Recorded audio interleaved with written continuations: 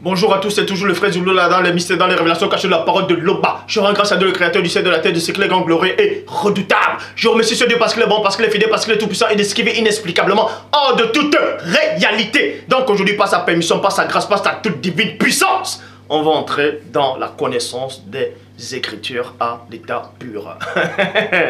Donc aujourd'hui, on va... Vous voyez, je vais éviter de trop crier parce qu'il y a plein de ceux qui regardent souvent des vidéos qui disent que je parle trop vite, qui ne comprennent pas souvent. Donc on va un peu essayer de prononcer les phrases tout doucement pour mieux comprendre, parce que le sujet est vraiment délicat et très important pour libérer le maximum de personnes. Aujourd'hui nous allons parler de Christ concernant par rapport en tant que fils. Est-ce que Christ est-il le seul fils unique de Dieu, ou bien Christ est-il le fils unique de Dieu?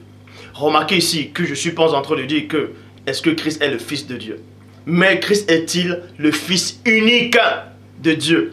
Parce que vous savez actuellement, même depuis déjà, ça remonte déjà, qu'il y a plein de tous ceux qui sont déjà autoproclamés pasteurs, révérends, bishops, maréchals, apôtres, prophètes, diacres, ou inspirés, ou ceux qu'on appelle les chrétiens du dimanche, ceux qui se disent chrétiens, qui viennent raconter des histoires qui ne tiennent pas la route, qui viennent défendre les Bibles qui sont déjà trafiquées, alors qu'eux-mêmes ils vivent dans le péché, ils vivent dans le mensonge, ils vivent dans la tricherie, ils vivent ils insultent, ils disent des gros mots, ils mentent, ils volent, ils trichent, ils commettent adultère, ils ont des mauvaises pensées, ils font du n'importe quoi. Et c'est les mêmes personnes qui viennent souvent défendre la Bible qui a déjà été trafiquée. Donc aujourd'hui, par la permission de ce Dieu grand, terrible et redoutable, qui vit inexplicablement hors de toute réalité, hors de toute notion, nous allons parler d'un passage très célèbre dans la Bible.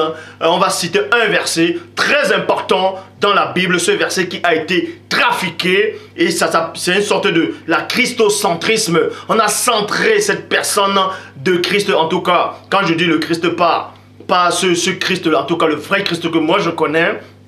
On va présenter le vrai Christ que le Père lui-même connaît, que le Père lui-même a envoyé. Et on va aussi dénoncer le faux Christ du catholicisme romain, ce faux Christ de tous ces chrétiens du dimanche, tous ceux-là qui vont dans les églises actuellement, dans les assemblées religieuses, peu importe vos religions confondues, ce Christ que ces gens invoquent là, ce JC, c'est une abomination, c'est un néphilim qu'on a placé, c'est une abomination sur une croix en disant que c'est lui le sauveur. Donc pour ça, ils ont trafiqué les versets bibliques, ils ont mis des erreurs, des contradictions exprès dans toutes les versions de des Bibles, afin de centrer ce faux Christ Borgia sur le centre même de la parole du divin.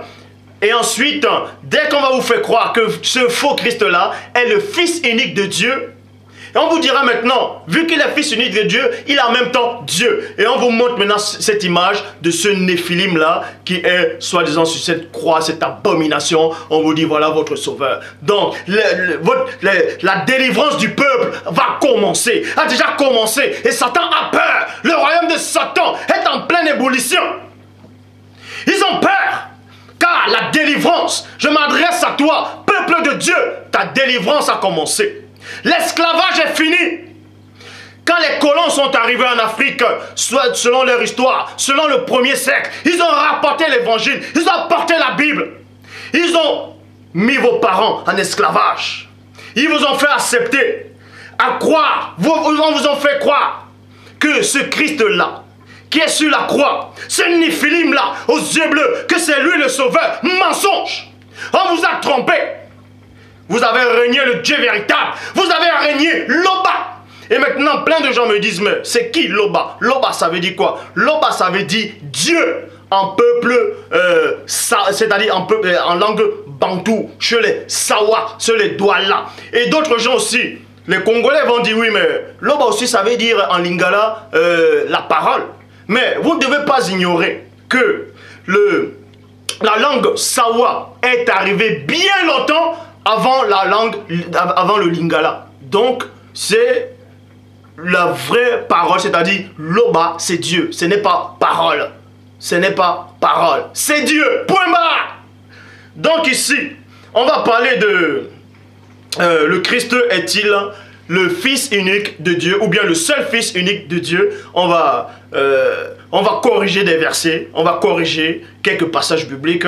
On va vous démontrer que tous ceux-là qui sont dans le monde entier, toutes les religions qui parlent de ce Christ-là, dans toutes les fausses Bibles, dans tous les faux livres soi-disant saints ou d'autres citations où on fait allusion à ce JC, ils sont complètement dans l'erreur. Je dis bien dans l'erreur. Donc toi qui me regardes, l'instrument de ta délivrance a commencé déjà. Et Satan a peur. Il sait que toi, tu vas te réveiller. L'esclavage est fini. On a maltraité tes ancêtres. On les a torturés. On a mis les chaînes à les pieds, à les coups. On les a traités comme des moins que rien. On les a fait croire à cette fausse religion-là qu'ils ont portée en Afrique.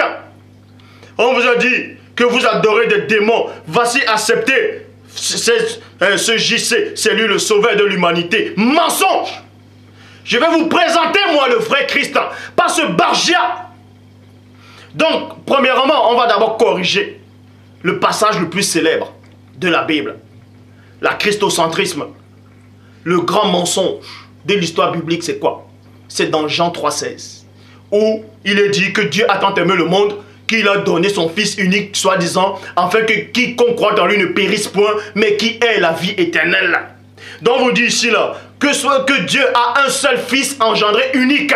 Et ça c'est complètement faux, puisque la même Bible aussi va démontrer le contraire. Donc on va prendre ces Bibles là, on va prendre plusieurs versions des Bibles, et on va vous montrer comment ces Bibles là se contredisent, comme les gens pensent que moi je me contredis, alors que ce sont les Bibles qui se contredisent.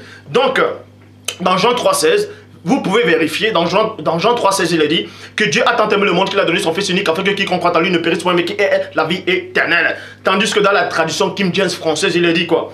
Car Dieu a tant aimé le monde qu'il a donné son Fils, son seul Fils engendré, afin que quiconque croit en lui ne périsse point mais qui ait la vie éternelle. On va prendre un autre passage biblique qui va contredire Jean 3,16. Je dis bien, on va prendre un autre passage biblique qui va contredire Jean 3,16.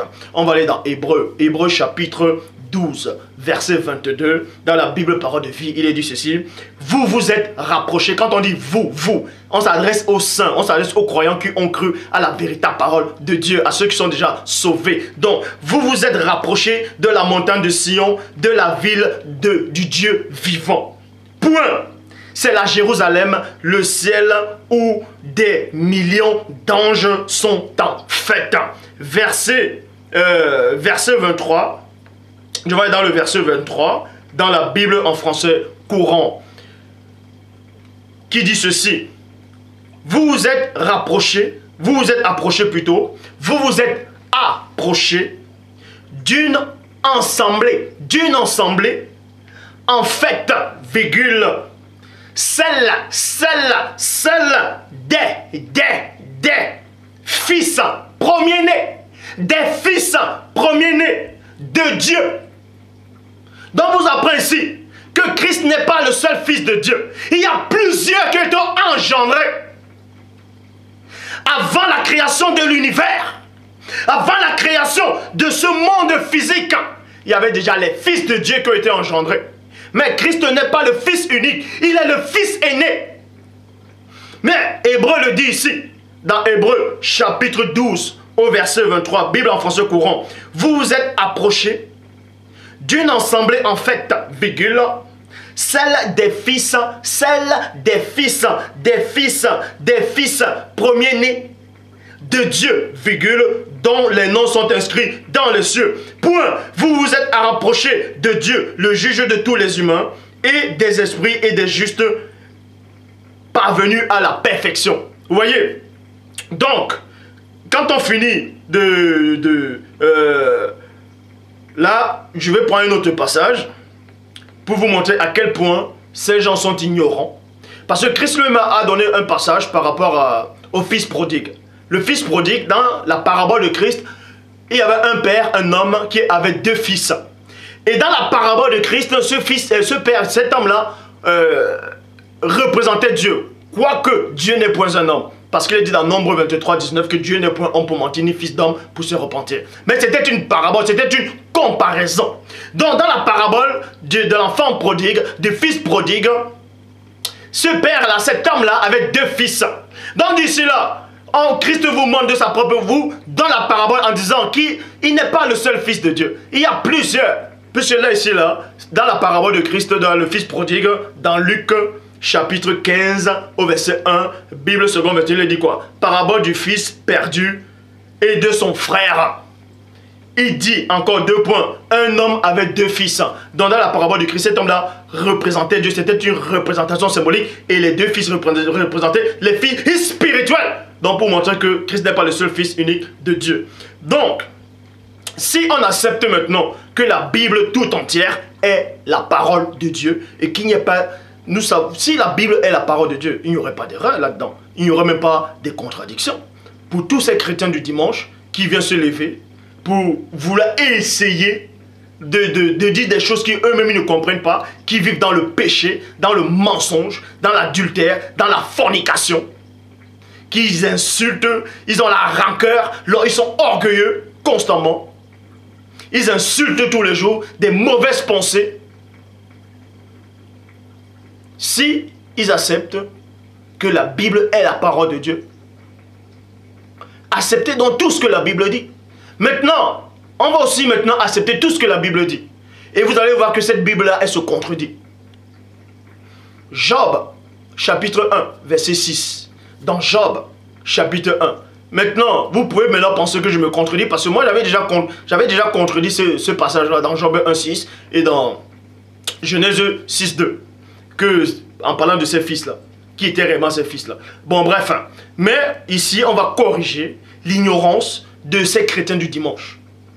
Et vous verrez que le christianisme actuel est sur le point d'être renversé. Et plein ont peur de ça. Donc, Job, chapitre 1, verset 6, dans vos Bibles là, dont vous dites que c'est la parole de Dieu, dit ceci.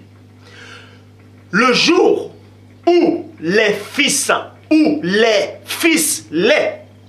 les, c'est pluriel, c'est plusieurs. Si vous ne comprenez pas les conjugaisons, si vous ne comprenez pas la signification des phrases, vous retournez à l'école, on va vous apprendre ces choses-là.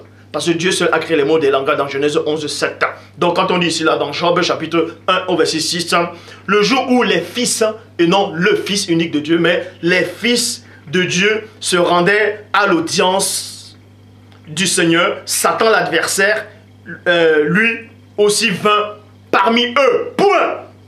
Job 38 au verset 7. Job 38 au verset 7. Bible second 21 dit ceci.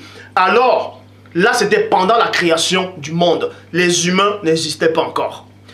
Alors que les étoiles du matin éclataient ensemble en chant d'allégresse et que tous les fils, et non le fils unique de Dieu, et que tous les fils, le pluriel, tous les fils de Dieu poussaient des cris de joie, point d'interrogation. On part maintenant dans Genèse, chapitre 6, au verset 2, qui dit ceci. Les fils de Dieu virent que les filles des hommes étaient belles et ils en prirent pour femmes parmi tous ceux qu'ils choisirent. Donc, on vous dit qu'il y a déjà plus la notion des fils de Dieu et non d'un seul fils unique. Bible parole de vie, il est dit ceci. Parce que plein de gens vont dire, oui, mais dans Genèse, ils vont essayer de vouloir rattraper l'erreur de les fausses versions des Bibles.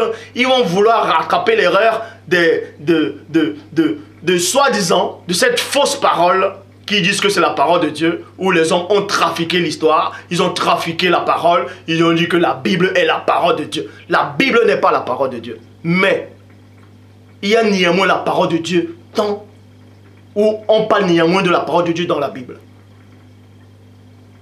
Eh oui. Si vous ne savez pas, la Bible n'est pas la parole de Dieu. Mais néanmoins, il y a une partie des vérités de Dieu dans la Bible. Et c'est cette partie-là que je récupère. Comme Paul de Tarse lui-même le dit. Prenez ce qui est bon.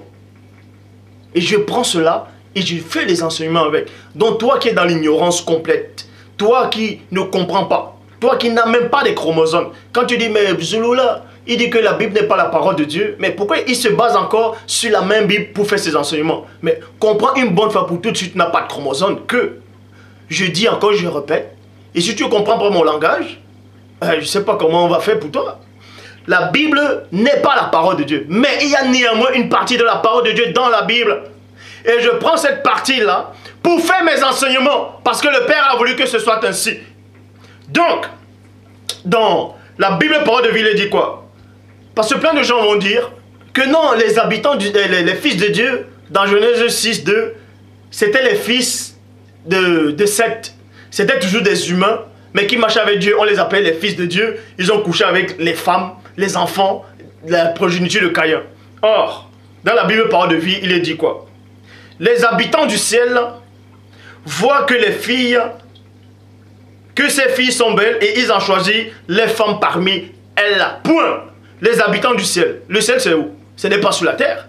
Or, nous savons qu'il est dit, pour toi ignorant qui me regarde, dans 1 Corinthiens 15, verset 50. Parce que moi, je connais la Bible. Je la connais. Et vous ne ferez jamais le poids. Je connais toutes les versions des Bibles. Je connais tous les livres apocryphes qui existent. Et vous ne ferez jamais le poids. Donc je dis ici, dans 1 Corinthiens, chapitre 15, au verset 50, Paul de Tarse dit, ce que je dis, frère, la chair et le sang ne peuvent hériter le royaume de Dieu. Donc quand on dit les habitants du ciel, ça peut pas être la chair et le sang. Donc la notion que ce sont des hommes qui marchaient avec Dieu, qui sont ces fils de Dieu là, c'est faux. Bon, nous allons aller, donc je donne plusieurs passages dans la Bible qui démontrent, qui brisent complètement la notion du fils unique de Dieu. On va dans Daniel, chapitre 3. Vous voyez? Dans Daniel, il est dit ceci. Dans Daniel chapitre 3. Dans Daniel chapitre 3, on fait allusion à Achab, Béchab et Abed-Nego. On parle de 3 compagnons de Daniel qui étaient dans la fournaise. Et comprenez attentivement. On parle de 3 compagnons de Daniel qui étaient dans la fournaise. Dans Daniel, il est dit ceci. Dans la tradition Abbé Filion, dans Daniel chapitre 3, le roi répondit, 2 points. Voici, je vois 4 hommes sans lien qui marchent au milieu du feu.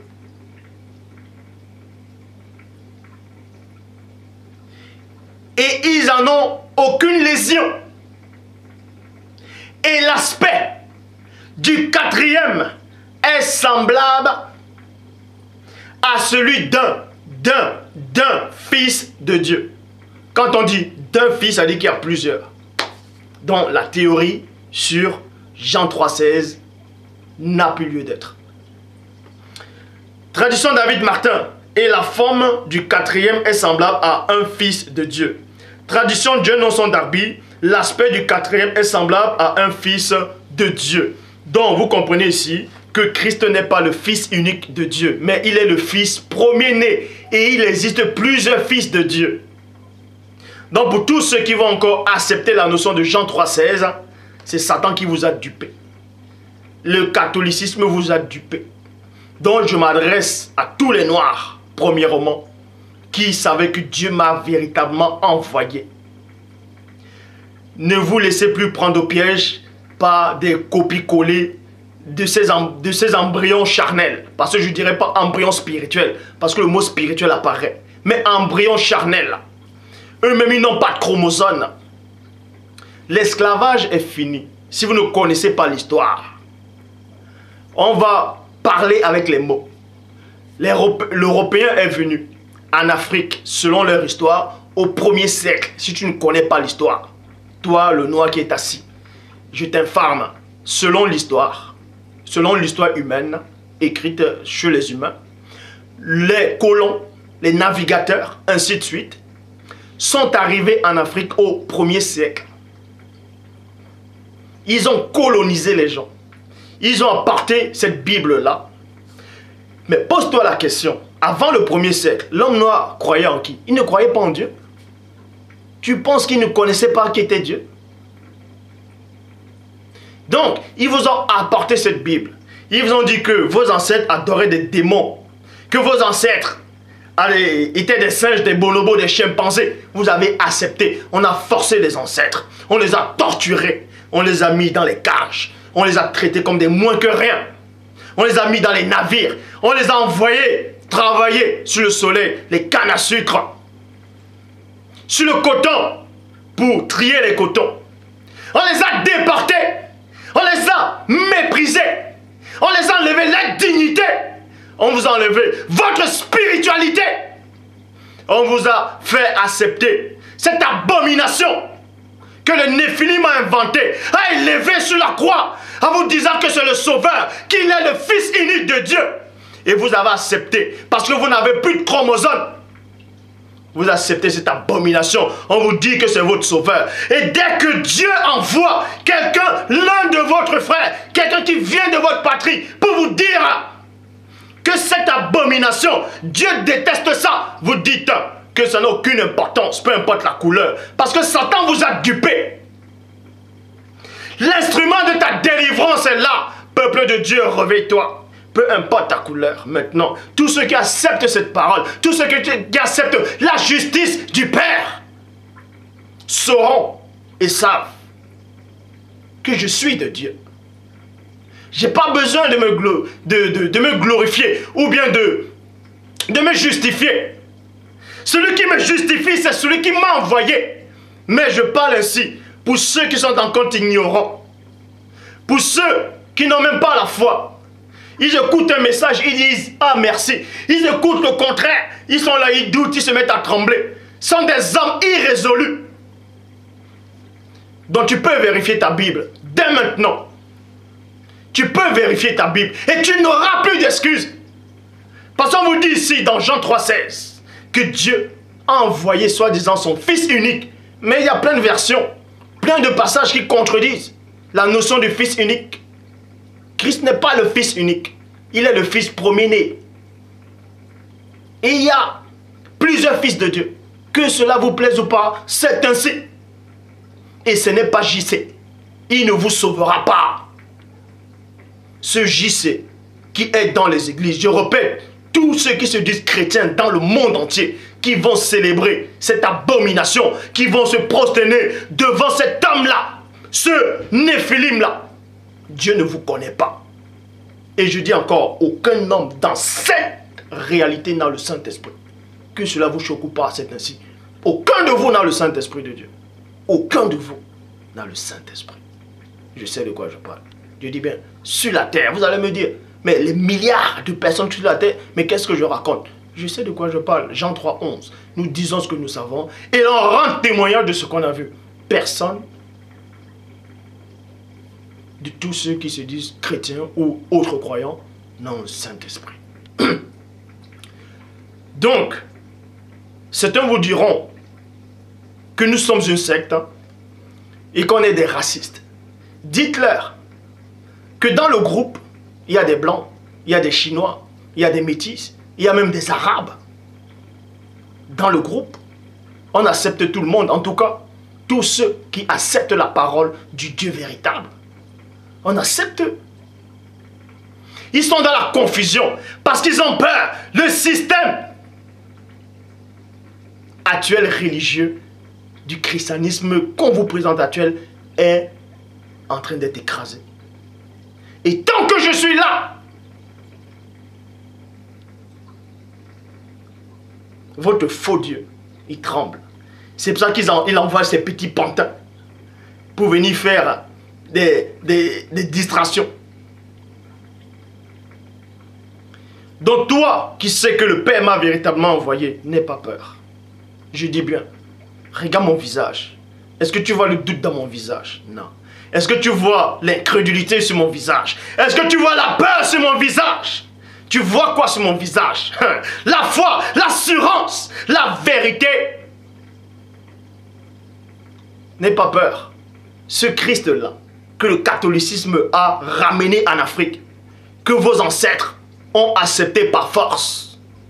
Ceux qu'on a mis dans les bateaux, dans les cages, on les a traités comme des animaux. Vous devez honorer les mémoires maintenant.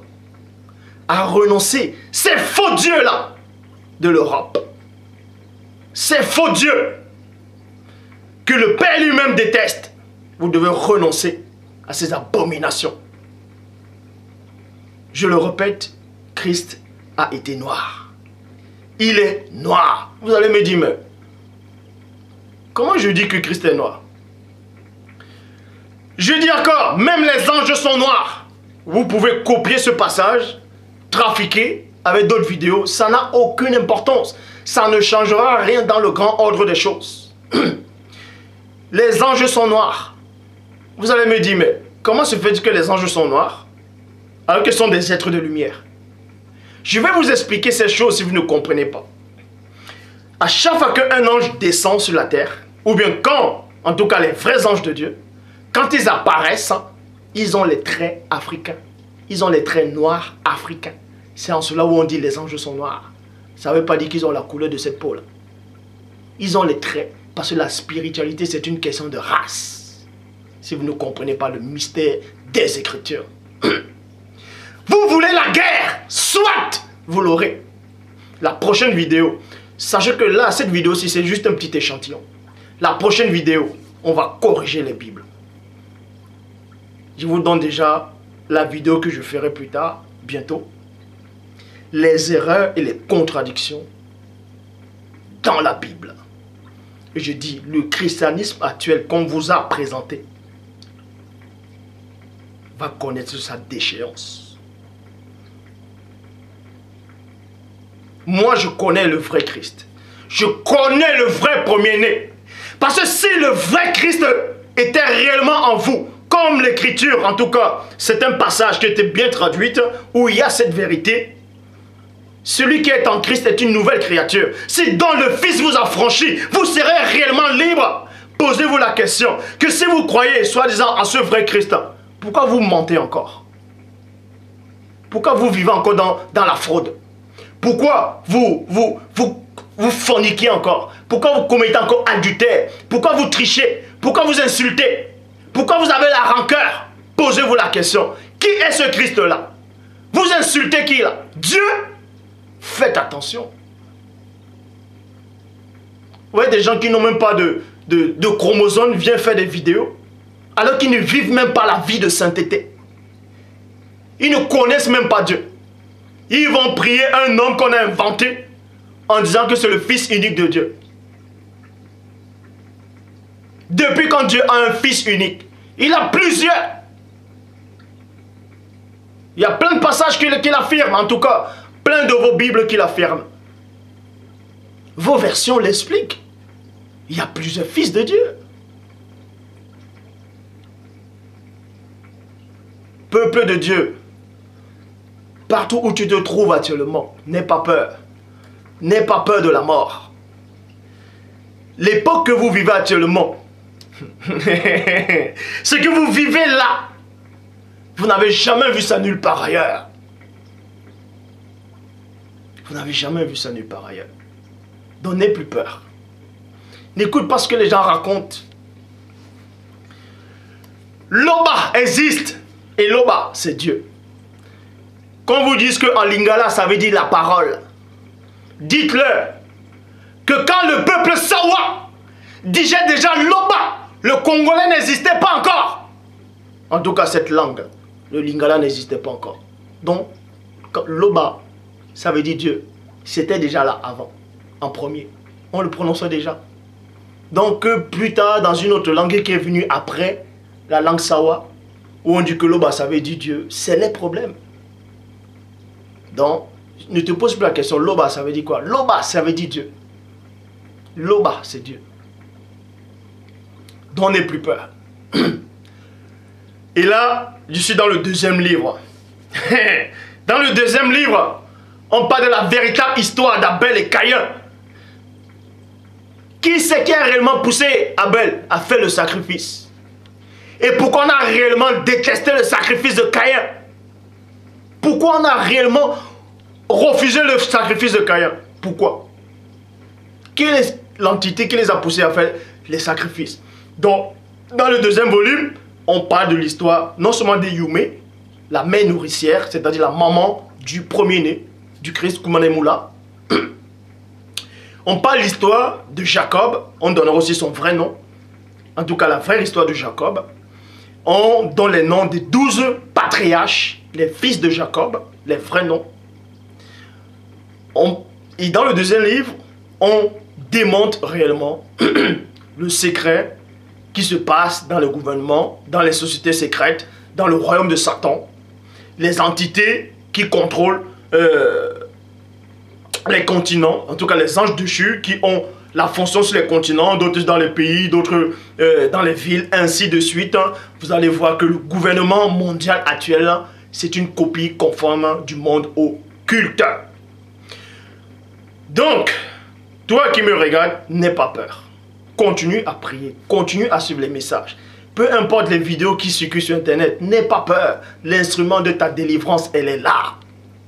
L'instrument de ta délivrance, elle est là.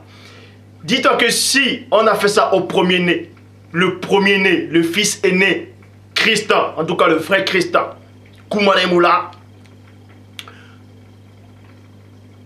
quand vous lisez dans Jean 6, 60, plein de disciples ont dit, mais ses paroles sont très dures, ses propos sont très durs, il parle très durement, il parle très mal, c'est pas bon. Et dans le verset 66, ils ont abandonné le Christ. Mais parce que Christ ne les avait pas choisis, parce que la parole ne les avait pas choisis, parce que la parole les avait sondés, les avait trouvés impurs.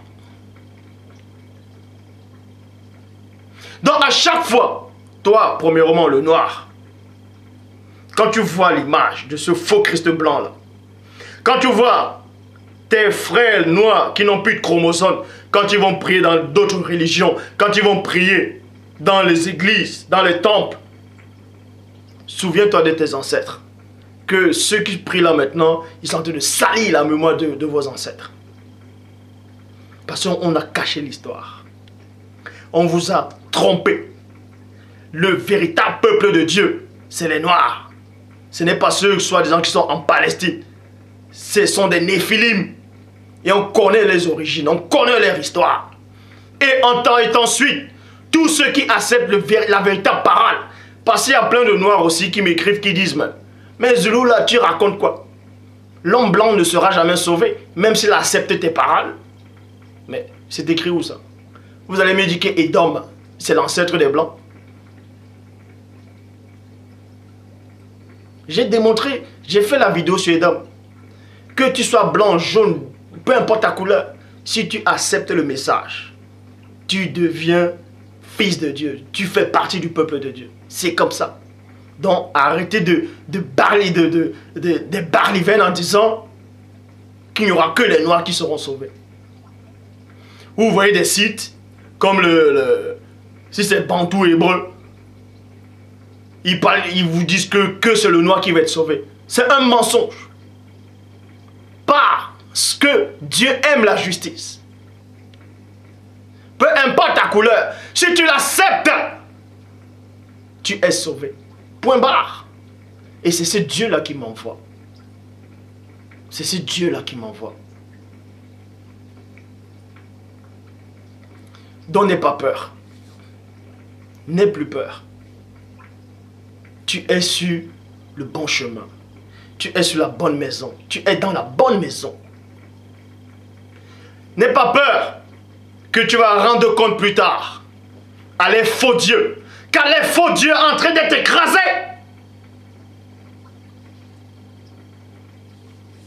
Peu importe si on vous dit que vous êtes dans une secte, dites-leur que ces gens qui disent que vous êtes dans une secte, qui retournent à l'école pour apprendre la définition du mot secte. Secte, ça veut dire quoi? C'est un groupe de personnes qui se rassemblent, qui partagent les mêmes idées.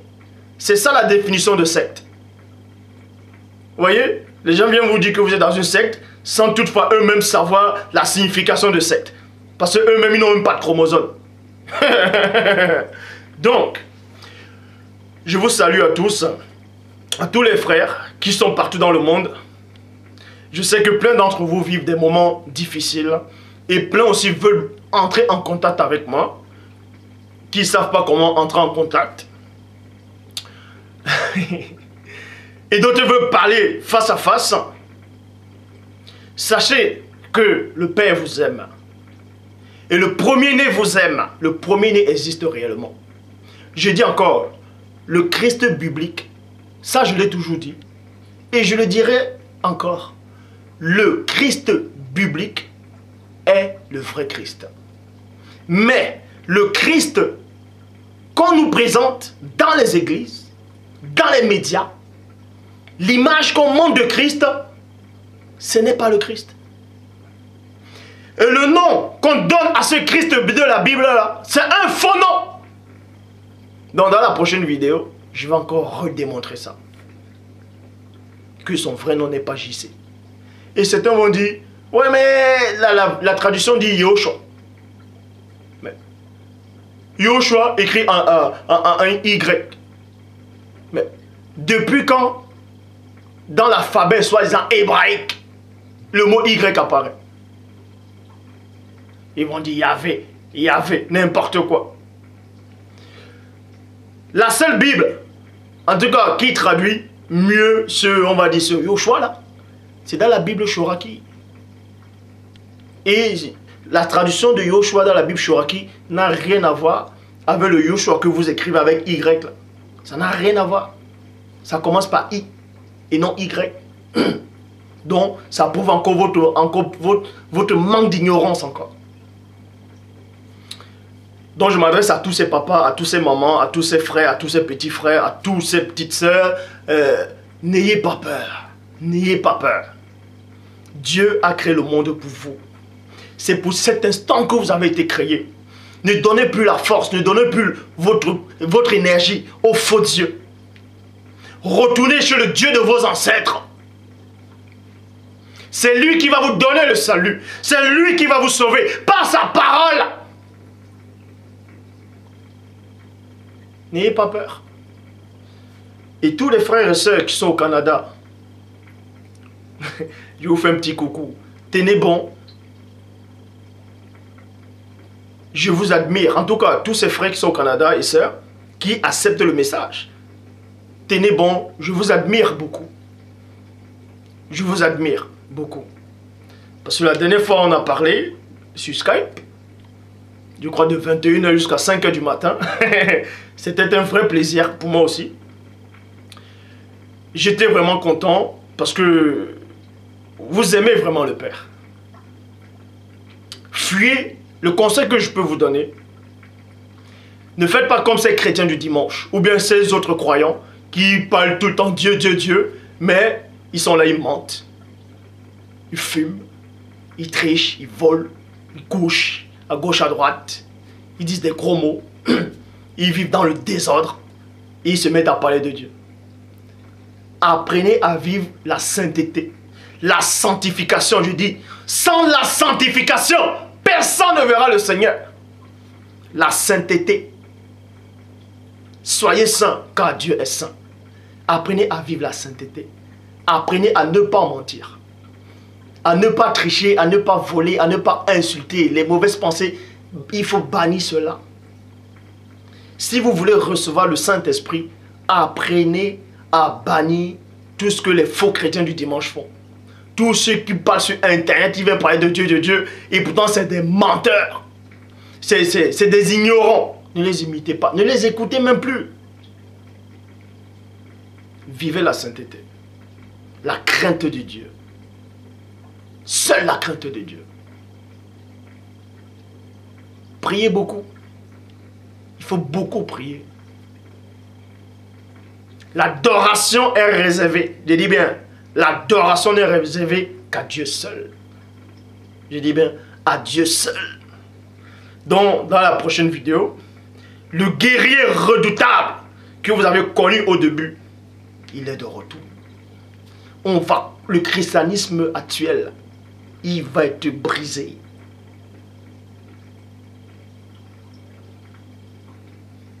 Que le Père soit loué.